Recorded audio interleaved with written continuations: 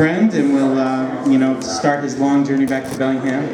I also want to say thank you to Jory and CBTV, who were able to be here for the first half and are now heading out. So really happy that CBTV has decided to cover our little reading. And thank you to everybody for buying books. That is really the one way to really support a traveling poet, is to buy those books. So that's great that people snatched them up. All right, so we recently lost another of our poetic elders, Joanne Kiger. I realize that some people in the room will know who Joanne is and some may not, but that's one of the things that poets don't talk about quite so much, but that I think is a real thing, which is that if you decide to write or make art of any kind, you're taking sort of a stab at immortality. There's some hope somewhere there that the stuff will survive you. And I was fortunate enough to meet Joanne. She was a nice, California girl, along with being just one of our great writers.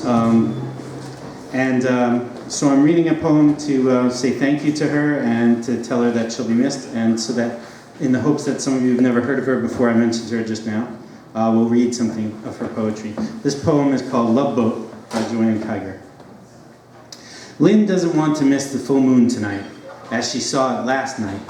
As she saw it last night an hour earlier. At 8:30, settled on the Wharf Road beach, we wait in the early dusk with a bottle of special tequila Lynn has provided for the ceremonious occasion. We are Donaldo, Bill, Lynn, me, and Tom, the Eskimo man. Earlier we had picked up Tom, the Eskimo man, and Donald was surprised to find that he wasn't an Eskimo, but an Englishman. On the beach, we finally get in the right seated positions next to each other, make up haikus about full moon, bet on where it will come up, empty beer cans against empty clamshells, and watch the boat anchored out in the bay. It seems to be gaily decked with lights. We fantasize to while away the minutes to moonrise time, sipping the ceremonial tequila that is a gambling boat, that it is a gambling boat with men in white jackets and ladies in evening gowns. An elegant evening of entertainment out there, while we sit straining for moon to rise over Tamalpais. How do you pronounce that? T-A-M-A-L? Tamalpai. You can tell I'm not from California, right? Bill is starting to get impatient. I think he is going to hail a taxi at any moment on the empty sand beach. I hear a strangled cry from Lynn down the beach. I think she is being sucked up in quicksand. It's moon rising up over San Francisco, further south than we had ever dreamed.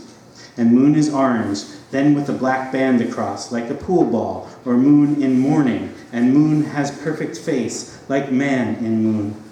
And then moon's water-touched lights reach across the channel to us, and there is moon head and moon body, and each of us sits or stands at the feet of moon. This week, I find out the boat that kept us docked in our places, watching the minutes away to moonrise, was a German freighter, which, having unloaded its cargo of coffee in Oakland, was anchored out there a few days waiting for orders to move, named Tequila Moonshine, Light Touched Waters. July 2, 1985. Joanne Kiger. We'll miss you, Joanne.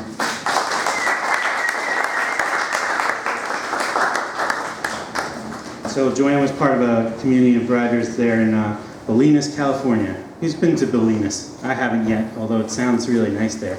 Jim's been there? Yeah. Go out and check her out.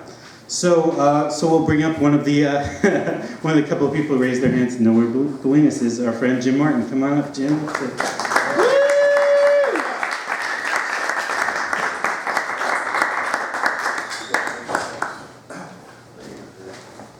Yes, Bolinas. I was young. Not the brightest porch light on the block when I was in Salinas. I have two. One, the first one is about a neighbor. I live in an apartment complex now, a block down from where my home is, and I'm selling my house to my youngest daughter. And I'm close to the grandkids, and free. I can watch shows on television at night. It's great. There was I was walking down the street in front of the apartments. It's a long complex, about 2.5 blocks long. And a woman named Kendra, one of the people who lived there, was out on the sidewalk with her daughter, a young daughter. They were playing. And Kendra has hair that's many, many different colors, silver, gold, purple, whatever. And it's kind of long. It was a breezy day, and her hair was swirling around, and it was like magic. And so when I got back, I sat down and wrote Kendra's hair. Myriad colors and the breeze, shoulder-length hair, not thick, undulates in the sun, flickers, bits of colored light dance for joy. Immaterial, this field of fairy color. Fairy dust scatters the air, bathes your face, a world enchanted by the power of color blown.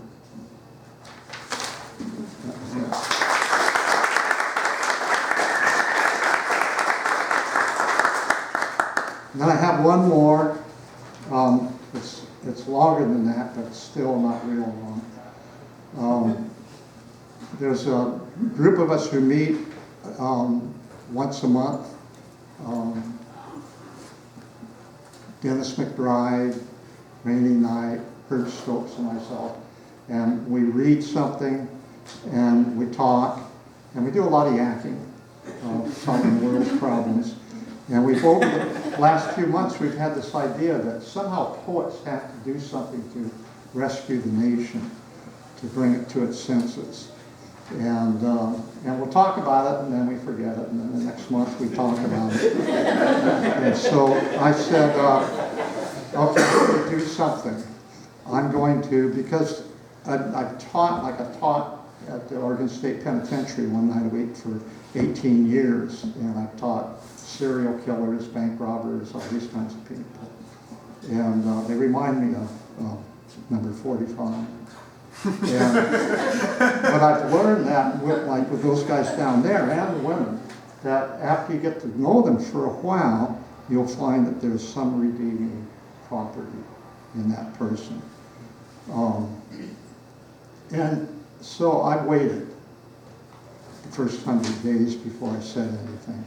And I seemed just like at the penitentiary, a redeeming property, very slight, very rapid, it came, it went. But it couldn't have been there if there wasn't some possibility in there. So I draw on my experience of life and say that probably it will never blossom, that good part. And so I give myself now a chance, the opportunity, the right to do a rant. And here's my note to myself. Suggest a 1-year term to Trump, with many excellent reasons why it will make him famous. Many excellent, excellent reasons. Real good reasons. Really, real good reasons. And there are 3 of them. You encourage many millions of Americans when you signed your executive order barring Muslims from many, many countries from entering America the Great. Many, many countries. Even 4-month-old Muslim girls coming to America for life-saving heart surgery. So instead of facing the daily onslaught of lies from the fake press, you'll be free to live in the glory of what you accomplished in such a record short time. Second one. You talked to many heads of state and established a friendly, very friendly relationship with them. A friendly, helpful, very helpful relationship with them. Endearing, and that relieved tensions all over the world. A very relieved world. Very relieved. And you know the fake press, the lying press, very, very lying press, will stir up hate over the year and ruin the friendly, very friendly relationships you built. Bravely built in the face of their terrible reputations. Free yourself to bask in the glory millions and millions will heap on you. And last one, a little longer. You know by now that being president is a very, very hard, thankless job. Very, very thankless. And you still have 9 more thankless, stressful, very stressful months before the end of your first year. First year of 4 years. After 4 years of the lying press, and the demonstrations and riots, and the Congress that doesn't like to help you, very much doesn't like to help you, will you be able to look back on your 4 years with joy? Or will you look back on 4 long, long, long years of daily, hourly fighting the lying press, the angry Congress, the incessant demonstrations and riots which are ruining your enjoyment of the presidency? Ruining your enjoyment every day, every really, really unhappy day. You know you're an expert at seizing opportunity where others see none. Other blind, very, very blind others who don't know the vision that you see. This is your opportunity. Seize it. Take this very, very opportune moment to say, I've accomplished all I set out to accomplish in my 100 days. Accomplished everything very well, very, very well. And now I'm very, very happy to let you, who are no help to me, no help at all, ever so much no help at all, try to match my impeccable record. I resign in glory. Yeah.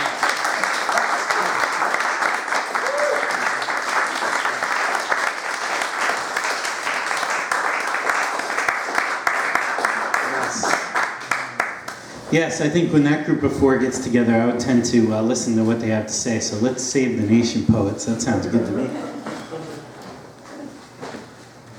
Think about the brain power in that room. That's some serious shit going down.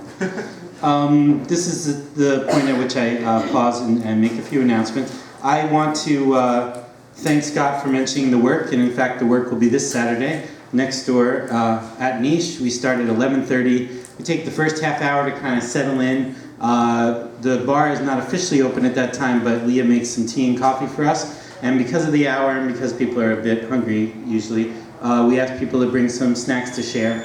It's a $20 suggested donation, which means if you can't or don't feel like paying, we don't want that to keep you away from it. And we have a good time. We do try to do at least 4 writing exercises together in that amount of time. So if that sounds good to you, come on by, and if you don't want to take my word for it, there's several people here that have taken it before, like Scott, who can tell you what it's like. Scott likes it, apparently. And I've been asked to, when Joyce Colson took over Paper Tiger, which I've been doing this long enough to know that Joyce is the 3rd host of Paper Tiger. I don't know if everybody here knows that, but she's the 3rd person to do the open mic there at Paper Tiger Coffee. She asked me to be her first guest, and I think that was, she's starting her 5th year now of open mic at Paper Tiger, and so she asked me to come back for the anniversary of that beginning of her time there, and that'll be next Wednesday. So I'll be the feature there at Paper Tiger. Many of the people in this room have read in the open mic there and been features there, so you know that it's a good time. So come on over and get some coffee and hear some poetry next Wednesday night. I believe it starts at 7. Yeah. And probably a good idea there because it's a tight squeeze. It's a little bit less space than what we've got here, to get there a little bit early if you're wanting a place to sit, if that's important to you. They're gonna have the makeup on Friday too. They're also good. That's true. There was a reading that was not able to happen, so they're actually doing 2 readings next week. So it'll be Wednesday and Friday, as Scott said. So I'm sorry I don't remember the name of the person for that Friday reading, but if anybody knows, let me know. Does anyone know the name of the person on the Friday the 19th? If she's the one, or actually he, to be transgender, correct? Yeah. It got missed because of... Yeah, it's the person that was, yeah. I don't know last name, but it's Ty. Ty, okay. So 2 opportunities next week at Paper Tiger to do open mic poetry. Love to see you there. And then our next reader is going to come up as responsible for, she's the owner of the coolest recreational marijuana shop in Vancouver. Yeah. And there are so many reasons why this is true. Yeah. But the reason that's relevant to this group here, and I can talk your ear off about it later, and so can she. But the reason why I'm mentioning this right now is that the only one in town that I know of, correct me if I'm wrong, but I think it's still true, the only shop that does cultural events of any kind, right? The only shop that gets that there's more going on here than just, yay, we get to get hot, you know what I mean? That it runs deeper than that. There's more going on culturally than just that. And so I love them for that. And I also love them because it's a great experience every time you go in. So anyway, among these cultural events are classes, cannabis-friendly classes. So she's asked me if I would do a writing workshop at what is known as the Greenhouse, a couple of doors down from High-End Marketplace there on Broadway. And that will be on May 20th. It's going to happen a little bit earlier than usual. It's going to happen at 1 p.m. So if you're interested in that, I believe you have to register ahead of time. And Morgan or I can tell you a little bit more about that. So I hope that some of you can come and join us. It's a bring your own cannabis-friendly event. But as you know, as I said, a couple of doors down, you can pick up whatever you need. Please say hello to my friend and the owner of that fine establishment, Morgan Hutchinson.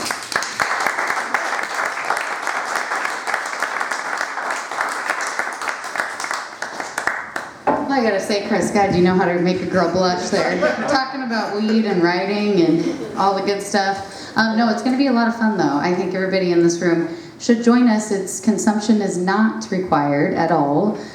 So it's gonna be a good time. And I wanna say thank you. We were talking about gratitude earlier. Thank you to you two for hosting this every month. It's been a home to a lot of us for the last few years, some of us over 10 years. So thank you. Thank you, and thanks to Leah for having this beautiful space to host us in, because, you know, there's a lot of us that look forward to this every single fucking month, and I'm one of those people. So, also the work, yes, yes, yes, and yes, absolutely, you'll produce some really fucking good work in that series or workshop. So, yes, go to that. I'm unable to go this weekend, but I would love to be there if I could. This piece I'm going to read tonight, I wrote a couple days ago, and I edited it a little bit today. It is called Exponent, or a hike in the woods leads us to an exposition of our innermost drive to realize our purpose as it relates to our responsibilities as poets to express the human condition. Yes. Okay. It's in 2 parts. Part 1, exposing. Exposing, exposition, exponent, opponent, open, opinion, op-ed, sex ed, stimulate, hydrate, high state, level gate, rip, stop, map, take the turn, burn a bowl, share the water in tandem, tan, dumb. Dim, darlings, guts, feelings, scenes of river falls, falling, fucking in the woods, would. Would you falter, jump the creek, cross the bridge, bridged basin. Moss, Jesus, most of us believe in storytelling, crying while reading, and the loyalty of dogs. Part 2. 4 wheels, foul pavement, mind, picker, sound, sleeping bear in the back seat, landslide heavy, thigh touch steady, views of trees fantastic, lands slide, lowered rocks, layered hillside, fresh ice water, emerald erosion fast, fasten your seatbelt, boulders rolling, 4 wheels on a cliffside and us. Bracing for the grooves in the road, the potholes, drop-offs, declines, she decides to go slow, slow, slow when she wants to, but still risky. Risk, wrist, hand on wheel and the button, busting at the seams. Seems a right time to tame the ego, slap the knowing, discard the knowing. No thing is never worth learning. No thing is worth never learning. Lean on the mystery always, inquire in chorus, rhythmic surface, propose independence in deep, depend on self-enterprise, entertain entering subconscious rings of smoke, in turn exposing, exposing, an exposition, position, fertile mission on the passion, purpose, per obsession, as we are opposite of obsolescent, only to be proponent poets, exponent of this condition we call human.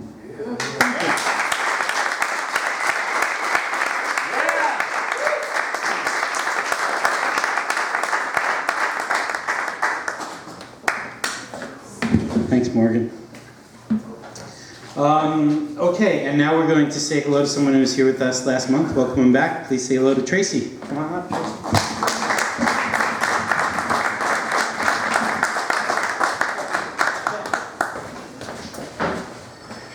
Well, ultimately, this poem is about rain. We've had lots of it this last winter. Probably don't need any more, but we're going to get some this weekend. But there's plenty back east, and this poem is called Flood. Rivers and streams filled to overflow, filling up my house with nowhere to go. Everything that wasn't attached, every cupboard and broken latch, giving up my memories. We'll build again in the same floodplain, looking for Jesus for part of the blame. I've just lived too long in this river town, that 100-year flood keeps coming around. But I'll work the acreage of my father's dream, 4 generations fed by a stream. Thank you.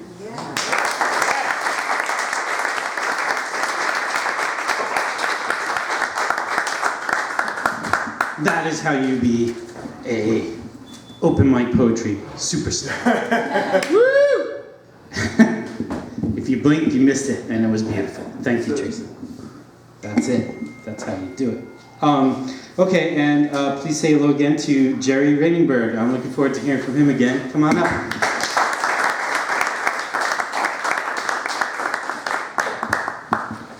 Thank you. More Indian stuff.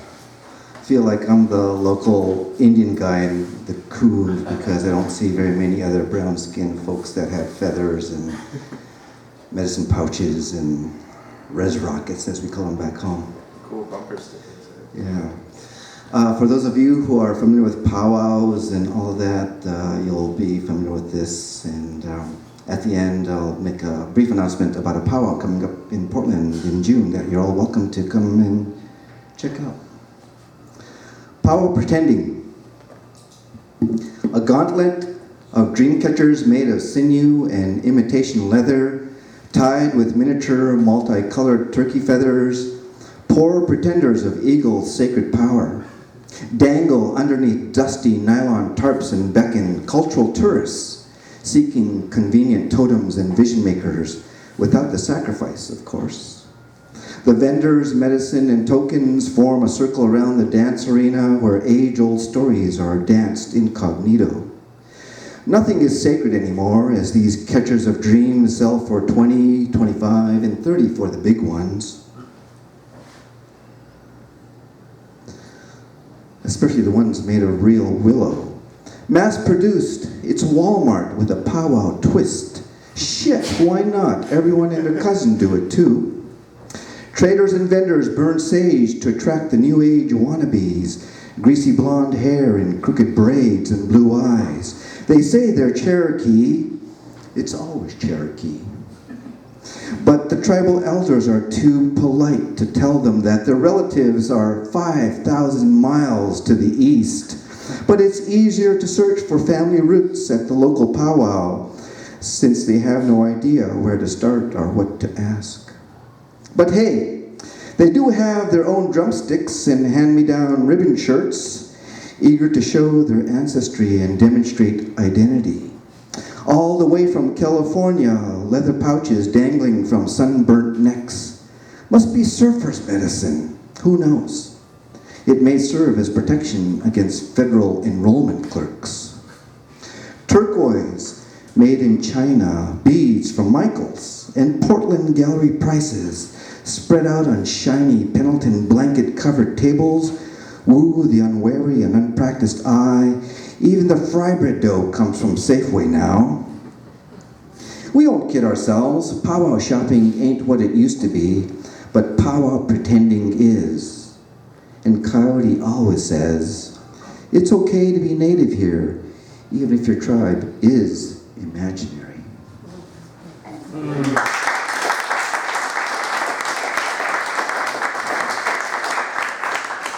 Indian time. I wish I had an Indian watch. You know, the one that has a beaded band but no second hand, or that obnoxious bell that chimes tell me I have to go or how anal I need to be. 'Cause, let me say, Indian minutes don't have seconds attached. Those invisible knives carving space into 60 tasteless chunks of linear ticks. Indian time is fluid and stretches like wet leather after a cascade rain, seamless and filled with silent gifts like sunrise. Indian minutes are as long as a baby's first steps, so parents say. Tasty as a cup of Auntie's herbal homemade tea, and as funny as a coyote story shared on a winter night, or until a trickster finds his tail or loses his life. Do you have a minute? An Indian minute? One that reflects the eloquence of an elder's chant or carries a warrior's victory cry and is fragrant as the smudge of sage or as long as an owl dance with you? Do you have a minute? An Indian minute? One that lasts as long as a rickety ride in my res rocket during the afternoon commute from Portland to the Couve? Or as long as a greasy kiss from a powwow princess with raven's hair, knobby knees, firebread hips, buffalo thighs, and a butterfly smile? Oh my. Don't you wish you had a watch with Indian time? One that never needs batteries or has to glow in the dark, but one with 60 indigenous ticks that round dance inside a timeless fire and carries ancestors' intuitive wisdom? I do. And oh yeah, no second hand.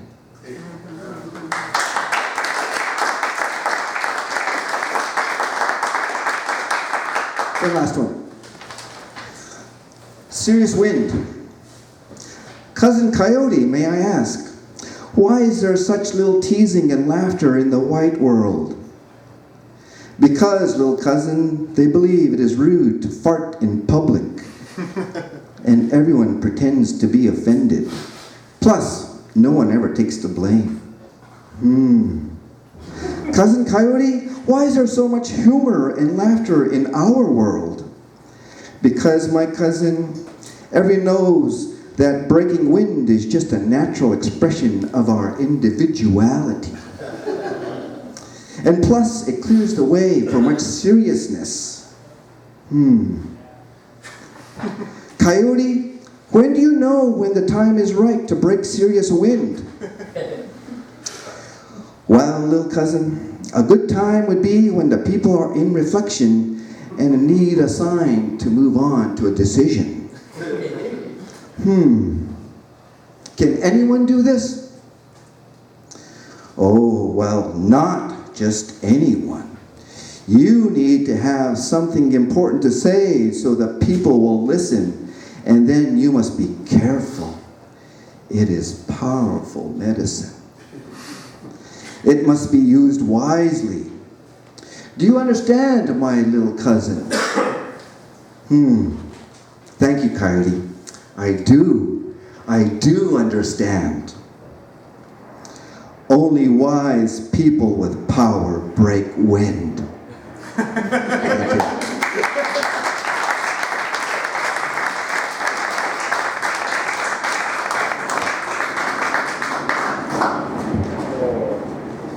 Tony knows I'm a little bit uptight about farts, so thank you for that. I need a second, hold on.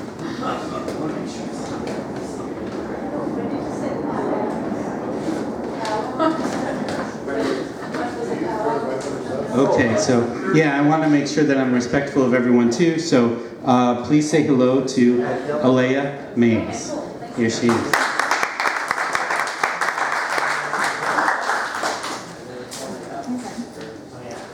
So I wrote this a year ago and realized I did not like it, so I rewrote it, and this is intertwined.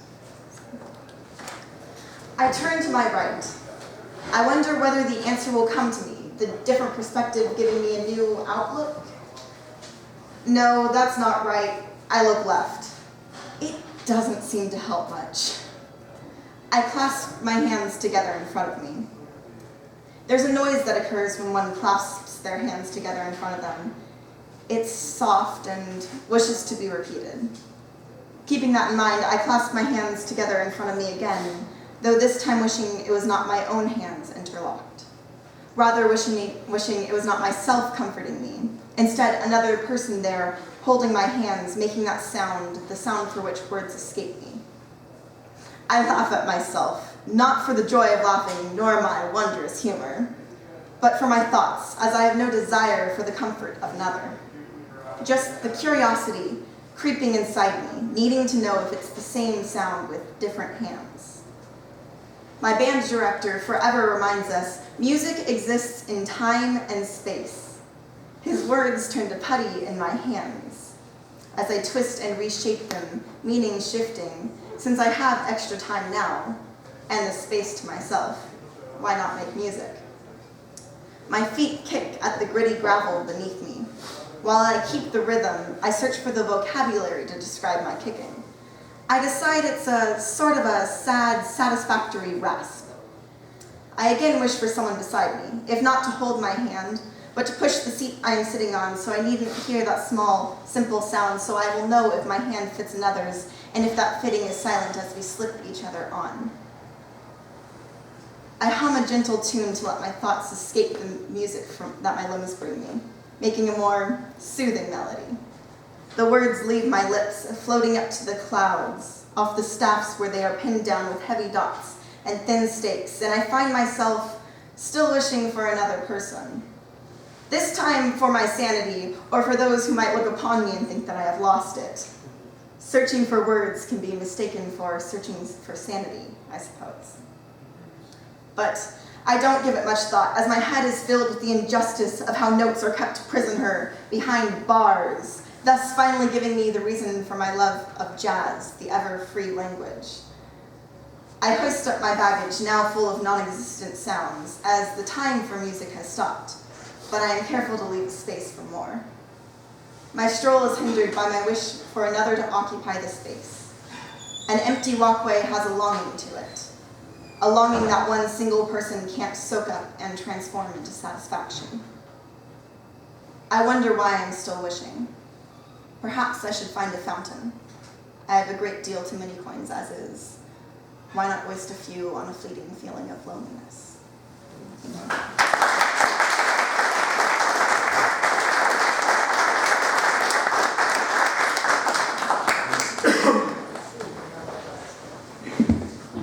All right, we're next going to hear from the gentleman who recently had his book launch in this very room, Herb Stokes. Herb, come on down.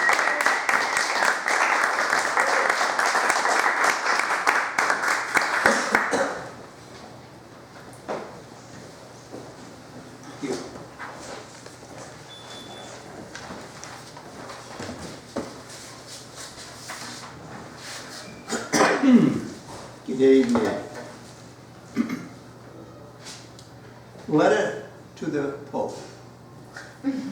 His Holiness Pope Francis, Vatican City, Italy. When I was a boy, we did not eat meat on Fridays. Apparently the church had found yet another way to remind us not to get too comfortable around around the dinner table. Something would remind us there was no safe place to be other than heaven. But there was a light-hearted question among my Catholic friends. What kind of sin was it if you did eat meat? Compare that small sin to the horrifying sins by popes, cardinals, and bishops to participate in or hide the crimes of allowing the rapes of thousands of boys to continue for years and years. Then, using the church's money that you received from us to bribe parents to silence and also provide legal counsel to priest rapists in court. It is a disgrace and too easy to say that you have now forgiven each other. Forgiving each other with waves of your hands is too simple. You need jail time to bring the matter to justification. The church's policy was not to notify police or remove rapist priests from their victims and unsuspecting parents. Their crime was to do nothing to protect the children or help the parents. Knowing what we know about you now means forgiveness has to be earned and not dished out like potatoes at a banquet.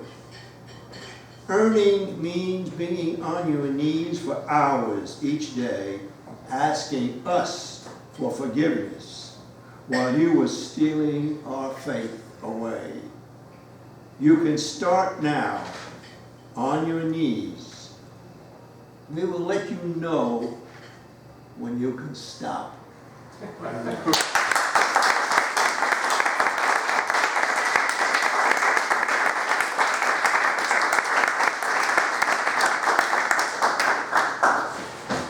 Thank you, Herb.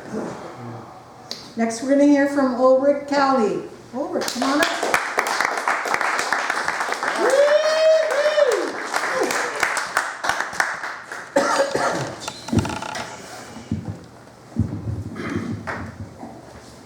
Yeah, you're gonna show me. Just like spin this. Yeah. Probably. Oh, I see. Right, how do you do this? Yeah, that's perfect. Yeah, great. I just learned how to do that.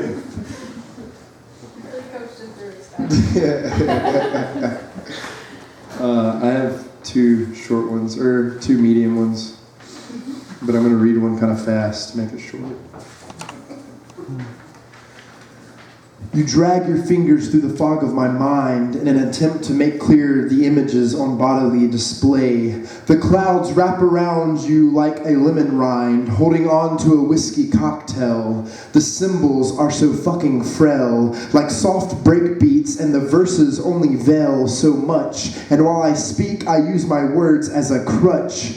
Dickinson's death preoccupation is like the precipitation of poetry, watering those perennials she so often planted, and I find on the edges of the fog, where the sight of the sun bites it off, a slither of peace. Slow and steady is always ready, my mantra before I fall backwards off a diving board into a pool of doubt.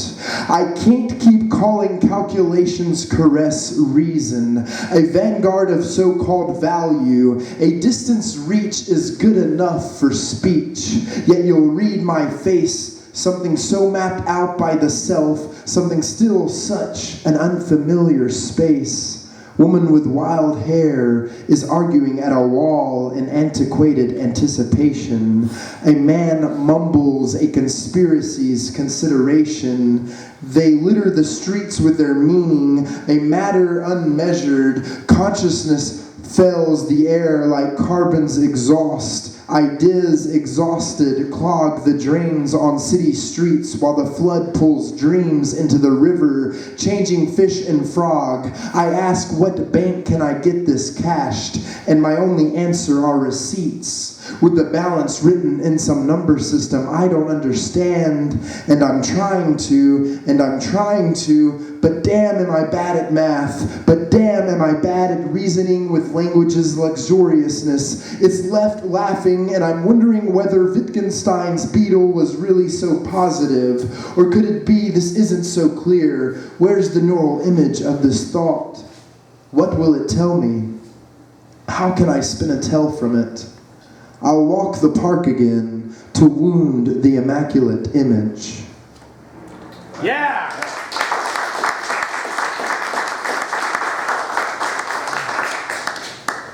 This one's called with Wilkwo, which is like, with is supposedly the Old English, if I'm pronouncing it right, the Old English word for woman, and Wilkwa is like the Indo-European word for wolf, so it's like woman wolf. I wanted to do it with like alliteration instead of she-wolf. I was like, woman wolf sounds better. All right.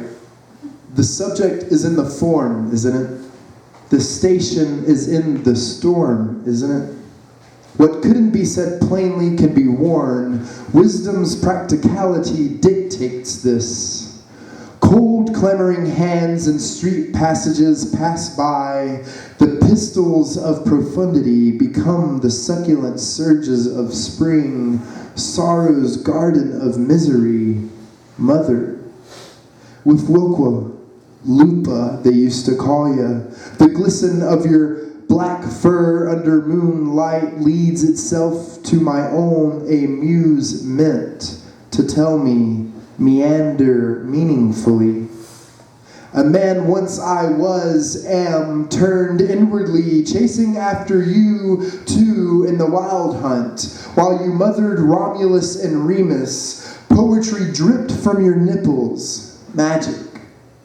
Making my eyes fall out of my head, see like two towers of Babylon, they sprout out of the fecundity so feral. Let my tongue be your wolf boy, let me cry. Here I'm speaking Shakespeare's meter to try, and hear the voice of tradition to smash him. Trying to end up Tiresias, my teleology become female. Forward thinking like Ford, a production practiced purposefully. Propaganda and ideology's child of chaos came to in the back of an ambulance. I make paths from portents. This Protestant practice has been passed down, an evolution, an ecology of essences. Bless the fences we've built, weakening barriers. Existence precedes eternity. Be free. Your silhouetted teeth spell out in the night. Up the hill I chase after your howl. I see to pluck your teeth so I can plant them. To write with their fruit. To dip them in ink and tattoo myself in sigils. Vanguard for Sophia. I'll carry out the institutions for you and replace them with taboo. A new idea. I am the becoming. You make me unending. Past, present, future coalesce. Consciousness calcifies and crumbles under the weight of light. The rest have barely begun to crawl out of the cave. I've come to carry them all with your wisdom, with Wilqua. Lay your weary minds before me. I'll run my tongue over the hills and valley. The mushroom surface brain. You used to not be able to speak its name, but how can you speak your own, being endless? It's about putting your skin on the clothing line and stepping out and into eternity. In the beginning there was the Word. Today, or mañana, I mean Mother Wolf, she hears us howling, or we are scowling. Some stuff, sure, but that's not the cure. Ain't enough salt for that. So listen to the glistening light of Luna, where Lupa's moist mystery meanders on the lips of men. You'll see soon that damn destiny that crescents itself on the horizon, following its curvature.